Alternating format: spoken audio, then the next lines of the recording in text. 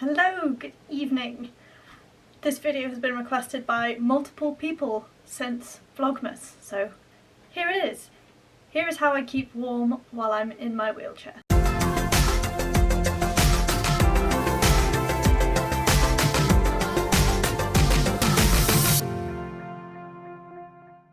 A lot of the actual clothing advice for this is the same as my other videos I've made about dressing with cold air to carrier / dressing warm. I'll put a link to the winter one up here. I also made a summer one and I'll link to that a little bit later. So a lot of the clothing advice is very similar to that, so if you haven't seen those videos, go find them, go watch them. Again, the link to the summer one is here now. But there are other things that I do that are not necessarily clothing to make sure that I'm warm enough while I'm in my wheelchair. Just for a little bit of context, I used my wheelchair almost full time. Whenever I left the house, I took my wheelchair with me.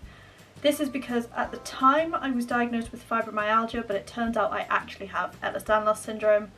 The pain was the same for all of that. Doesn't really matter what the diagnosis was because I needed that wheelchair to get to and from uni and to and from pretty much everything in my life. So I was quite a seasoned wheelchair user and I got very good at keeping warm, but also keeping warm in a way that was sort of subtle-ish. You also have to navigate a range of movement. So in my dressing for winter with cold air to carrier, I was quite layered up.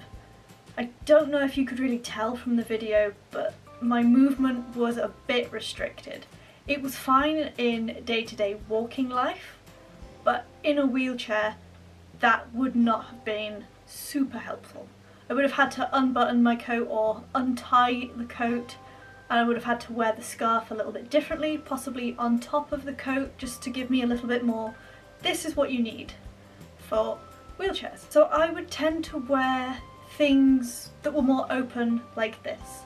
So shirts were good because you can do up the top button if you want to, you can undo the top button if you want to. T-shirts, you don't really have that flexibility, but they are very good at keeping you warm. Jumpers, I would avoid turtlenecks because they will constrict you when you are wheeling along.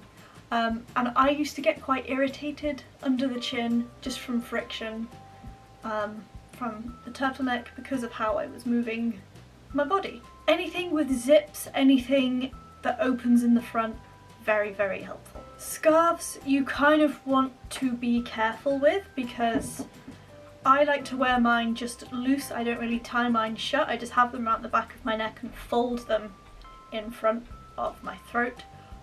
But when you're using a wheelchair, you don't want anything loose to be flapping around. So I would advise tying a scarf or having a shorter scarf or having a scarf that you can pin somewhere, or one that's long enough for you to sit on the ends of it without hurting yourself. Or even it sits on your lap and you tuck it between your legs and use the weight of your legs to keep it from getting trapped in the wheels. Same with tie closed coats. The coat that I wore in the dressing for cold air to carrier in winter, I don't really know whether I would wear that coat in a wheelchair much. I have done. It was generally fine. It was sort of a short distance. I didn't really have to wheel that far, but I wouldn't recommend it. Just if you've got like a zip with pop studs, perfect. The trousers I prefer to wear in a wheelchair are jeans, just because I find they block out wind a little bit better. So if you are like me and enjoy going down hills as fast as you can, you will get some wind chill more than if you were going at like a reasonable speed. And jeans are really good for blocking that out. I might or might not wear tights underneath.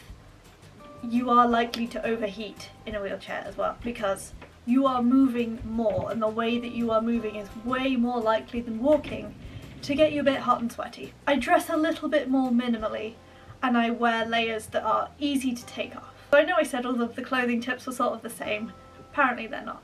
The last thing I want to say about clothing is sleeves.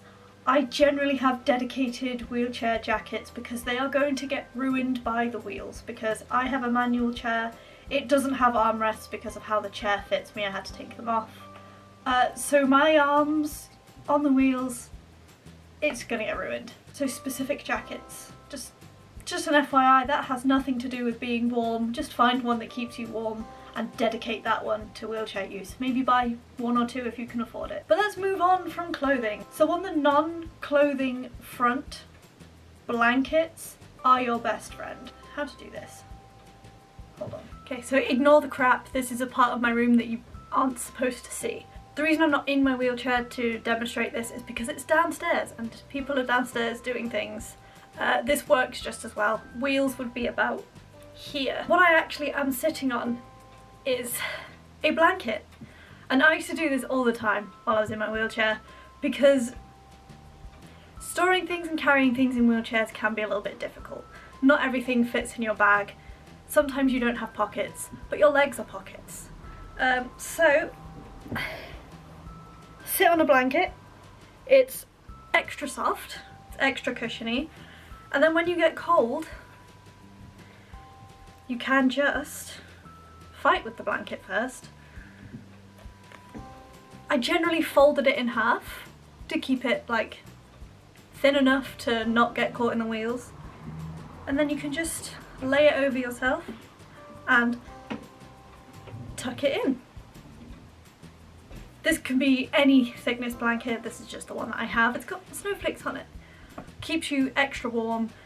You can't see, I don't know how to demonstrate this honestly, but you can also just wrap it around your shins so it is like a cocoon, like a sleeping bag type thing. And with this extra layer, when you're not pushing, you can put your hands inside just this layer, and then because your hands are not going to be the cleanest from pushing around, if you use a manual, you're not getting your clothes dirty, and the blanket could be the dedicated wheelchair blanket.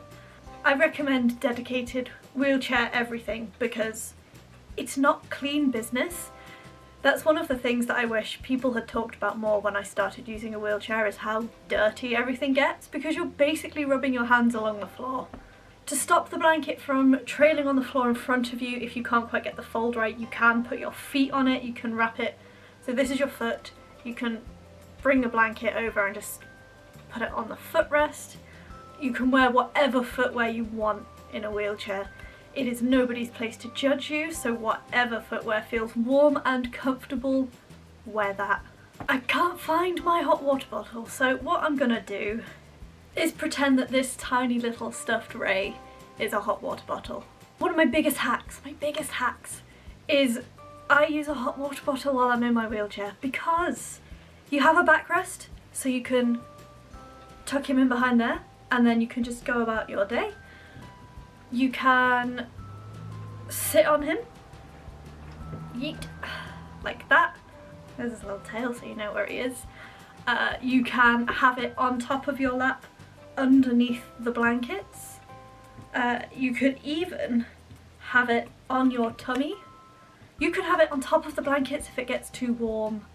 You can also just like put it between your legs like that. There is just so many ways you can use a hot water bottle. And then when you're done with it, if you keep a rucksack on the back of your chair, you can empty it out. We're emptying. And then you can put it in the back there. Or even empty it and sit on the damn thing. Sitting on stuff in a wheelchair is just really underrated. That gives lots of extra warmth. So much extra warmth. Gloves comes up a lot in the wheelchair using community. What gloves do we use? I personally prefer fingerless gloves because I like to feel the wheels and I feel like I can get a better grip on the push rims. We can come back to my face now, hold on. Hi, back to my face now. Gloves. I prefer to have a good grip on my push rims and I feel like I get a better grip with fingerless gloves. So I've been using weightlifting gloves because they have a hole in the back for ventilation so my hands don't get really sweaty. They are Velcro closed so they can be as loose or tight as I want them to be, and they have specific grips across these knuckles. They have good grips in place in the places that I need them. If you are really prone to cold hands, specifically if you have something like Raynaud's phenomenon, you can get full coverage cycling gloves that have little silicone or rubber bits up the entire length of the finger, and then you can grab your push rims to your heart's content. You can also have them where they're ventilated too, if that is something that you need. Hats Hats are good, but you want to make sure that they are secure. So when you've got a lot of shoulder movement, specifically if you have a lot of hair, I found that some hats would just ride themselves up my head and they would just come off. Something else you can do for cold hands is hand warmers. I've kept this in my bag for so long, it's so old I don't know if it still works, but it has a tiny little mini hot water bottle cover with it. I have a little pocket in the back of my wheelchair and this will fit perfectly in there. So you can carry these with you for if you have a particularly cold day and your hands are really cold and it's getting in the way of you pushing. Get one of these, snap the little thing and warm your hands up. And lastly, my favourite little trick is buy coffee or take coffee with you. That's an option too.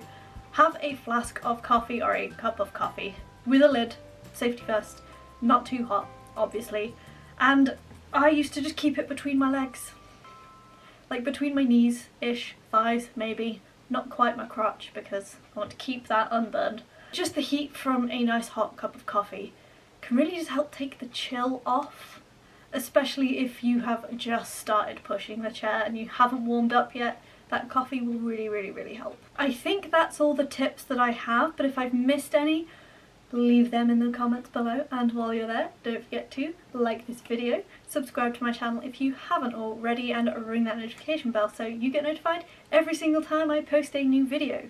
Videos go up every Saturday at 6 PM UK time with at least one bonus video every single month. See you!